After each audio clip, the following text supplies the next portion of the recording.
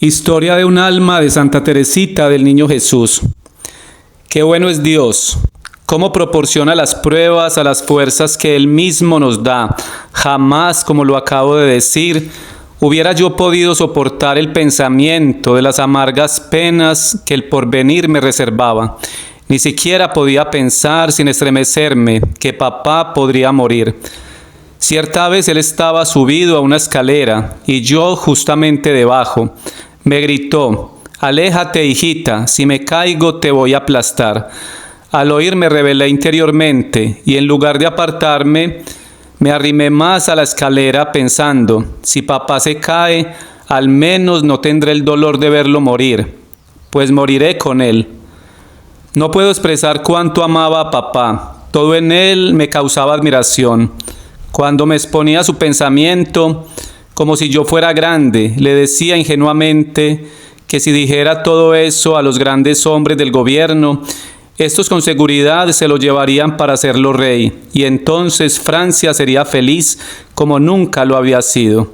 Pero en el fondo estaba contenta, y esto me lo reprochaba como un pensamiento egoísta, de que solo yo conociera bien a papá, porque si lo hubieran nombrado rey de Francia y de Navarra, sabía que hubiera sido desdichado, porque tal es la suerte de todos los monarcas, y sobre todo no hubiera sido mi rey para mí sola. Tenía 6 o 7 años cuando papá nos llevó a Trouville. Nunca olvidaré la impresión que me causó el mar. No podía dejar de mirarlo. Su majestad, el bramido de las olas, todo hablaba a mi alma de la grandeza y el poder de Dios. Recuerdo que mientras paseábamos por la playa, un señor y una señora, al verme corretear alegremente alrededor de papá, se acercaron y le preguntaron si era suya, y dijeron que era una niña muy mona. Papá asintió, pero me di cuenta de que les hacía señas de que no me hicieran elogios. Era la primera vez que oía decir de mí que era muy mona, y me gustó, pues no creía que lo era. Usted estaba muy atenta, madre querida, para apartar de mí todo lo que pudiera empañar mi inocencia, sobre todo para no dejarme oír palabra a través de la cual pudiera deslizarse la vanidad en mi corazón. Como yo prestaba atención solo a sus palabras y a las de María, y jamás me habían dirigido ustedes un solo elogio, no le di mayor importancia a las palabras y a las miradas de admiración de la señora. Al atardecer, cuando el sol parece bañarse en la inmensidad de las olas, marcando ante él un surco de luz, fui a sentarme en una roca, sola con Paulina. Entonces me acordé del cuento conmovedor El surco de oro. Contemplé por largo tiempo ese surco luminoso, imagen de la gracia iluminando el camino que ha de recorrer el barquito de graciosa vela blanca. Junto a Paulina tomé la resolución de no apartar jamás mi alma de la mirada de Jesús, para que pueda así navegar en paz hacia la patria de los cielos. Mi vida transcurría tranquila y feliz. El cariño con el que estaba rodeada en los Buissonnet me hacía, por decirlo así, crecer. Sin embargo, era ya lo suficientemente grande para comenzar a luchar, para comenzar a conocer el mundo y las miserias de que está lleno. Capítulo 3. Años dolorosos. Entre los años 1881 y 1883. Cuando Leonia dejó el internado tenía yo 8 años y la reemplacé en la abadía. He oído decir con frecuencia que los años pasados en el colegio son los mejores y más felices de la vida. No lo fueron para mí. Los 5 años que allí pasé fueron los más tristes de mi vida.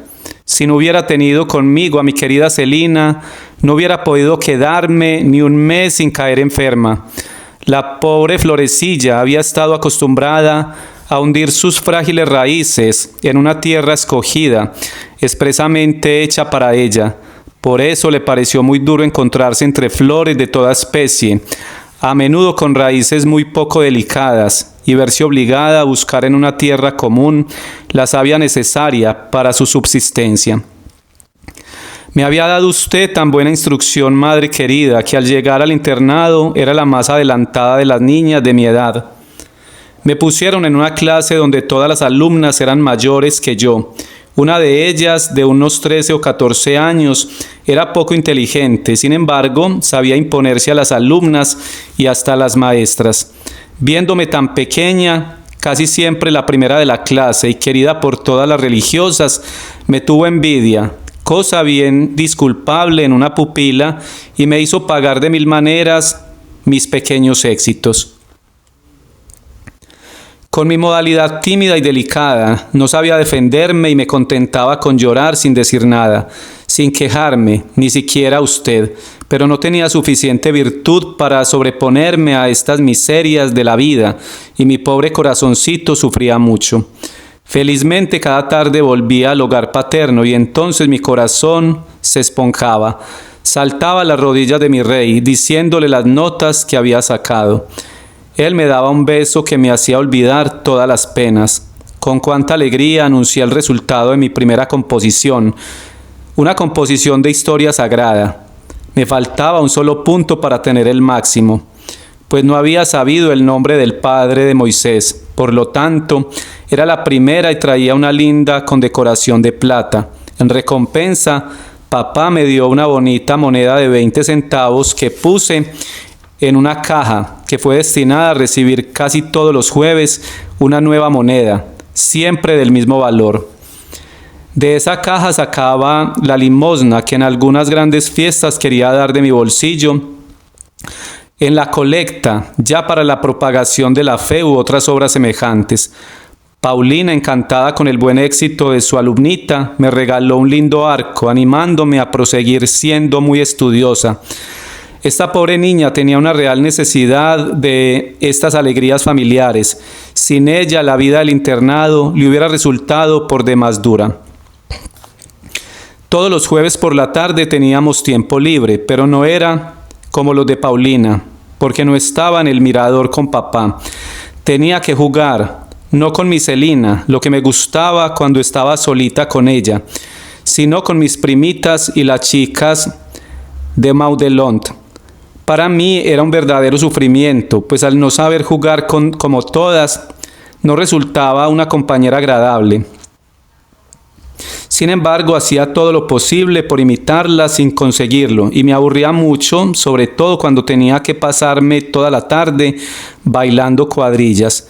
Lo único que me gustaba era ir al jardín de la Estrella, entonces era la primera en todo, cortando flores a profusión y sabiendo descubrir las más lindas. Despertaba la envidia de mis compañeritas.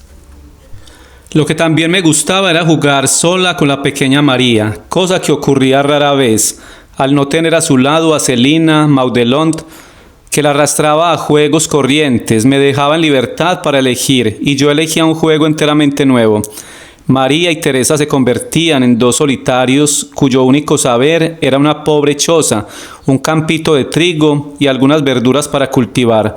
Su vida era una contemplación continua, es decir, que uno de los solitarios reemplazaba al otro en la oración, cuando tenía que darse a la vida activa.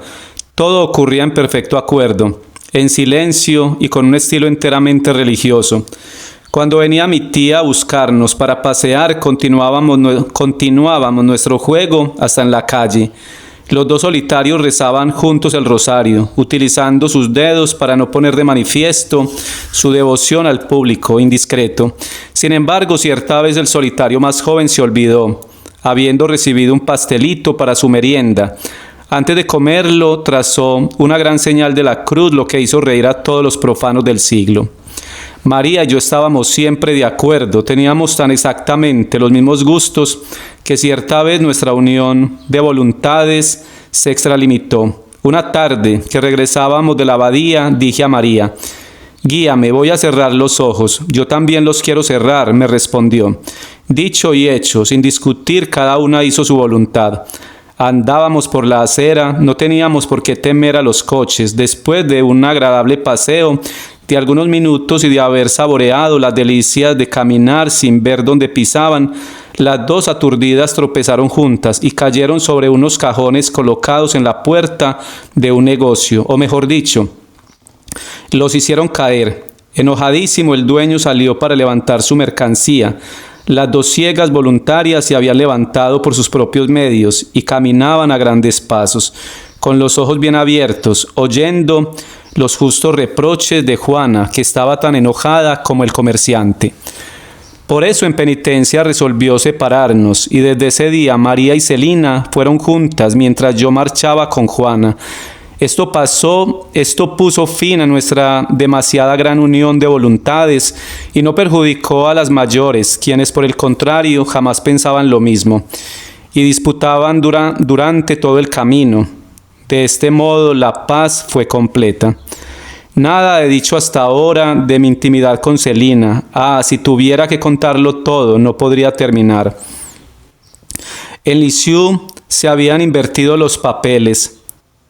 Celina se había vuelto pícara y Teresa era una niñita muy suave, pero llorona al exceso. Esto no impedía que Celina y Teresa se quisieran cada vez más. A veces había algunas pequeñas discusiones, pero no eran graves, y en el fondo siempre pensaban lo mismo. Puedo decir que mi querida hermanita nunca me hizo sufrir, al contrario, fue para mí como un rayo de sol, dándome siempre alegría y consuelo. ¿Quién podrá expresar con cuánta intrepidez me defendía en la abadía cuando se me acusaba? Cuidaba tanto de mi salud que algunas veces me fastidiaba. Lo que no me fastidiaba era mirar cómo se divertía. Ponía en fila todas nuestras muñequitas y les daba clase como una hábil maestra. Solo que tenía buen cuidado de que sus hijas siempre fueran juiciosas, mientras que a las mías las mandaba fuera con frecuencia a causa de su mala conducta. Me contaba todo lo nuevo que acababa de aprender en su clase, lo que me divertía mucho, y yo la miraba como un pozo de ciencia. Yo había recibido el título de hijita de Celina, por eso cuando se enojaba conmigo, su mayor muestra de descontento era decirme: ya no eres mi hijita, se acabó, me acordaré siempre de esto. Entonces lo único que sabía hacer era llorar como una Magdalena, suplicándole que me mirara aún como su hijita. Pronto me besaba y me prometía no acordarse ya de nada. Para consolarme, ella tomaba una de sus muñecas y le decía: querida, dale un abrazo a tu tía. Una vez la muñeca se apresuró tanto para abrazarme tiernamente que me metió sus dos bracitos en la nariz. Celina, que no lo había hecho a propósito, me miraba estupefacta, con la muñeca colgando de mi nariz. La tía no tardó al rechazar los abrazos demasiado tiernos de su sobrina y se puso a reír con todas sus ganas de una aventura tan singular. Lo más divertido era vernos comprar nuestros regalos de Año Nuevo, juntas en el bazar. Cuidadosamente nos escondíamos una de la otra. Teníamos solo 50 centavos con los cuales debíamos comprar por lo menos 5 o 6 objetos diferentes. Había que ver quién compraría las más lindas cosas. Encantadas con nuestras compras, esperábamos con impaciencia el primer día del año para darnos mutuamente nuestros magníficos regalos.